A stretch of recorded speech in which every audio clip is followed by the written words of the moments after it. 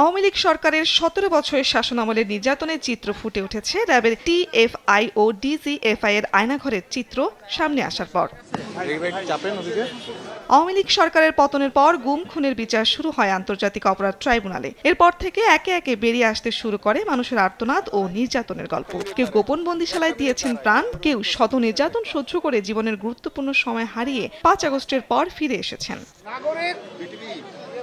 শনিবার ডিজিএফআই এর এই গোপন বন্দিশালা পরিদর্শন করেন ট্রাইব্যুনালের বিচারক, প্রসিকিউশন ও আসামি পক্ষের আইনজীবীরা। পরিদর্শন শেষে চিফ প্রসিকিউটর বলেন, এখানেই ১/১১ উত্তাল সময়ে রাখা হয়েছিল বর্তমান প্রধানমন্ত্রী তারেক রহমানকে। আমাদের অহংকার জনাব তারেক রহমানকে আজকের যে জেআইসি সেলটি আমরা পরিদর্শন করেছি তারই কোনো একটি কামরায় তাকেও কিন্তু সেখানে আনা হয়েছে, তার উপরে নির্যাতন করা হয়েছিল।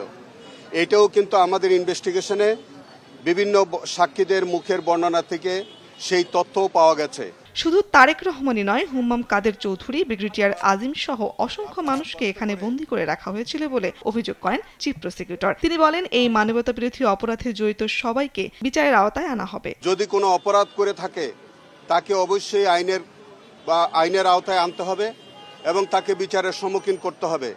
কিন্তু এক্সট্রা জুডিশিয়াল কোনো কিলিংয়ের শিকার যাতে কোনো নাগরিক না হয়, কেউ যাতে এইভাবে কোনো আইনশৃঙ্খলা বাহিনী দ্বারা অহেতুক হয়রানির শিকার না হয়। তবে পরিদর্শন শেষে আসামি পক্ষের আইনজীবীরা দাবি করেন, বন্দীদের দেয়া সাক্ষ্যের সাথে মিল নেই এই আয়নাঘরের।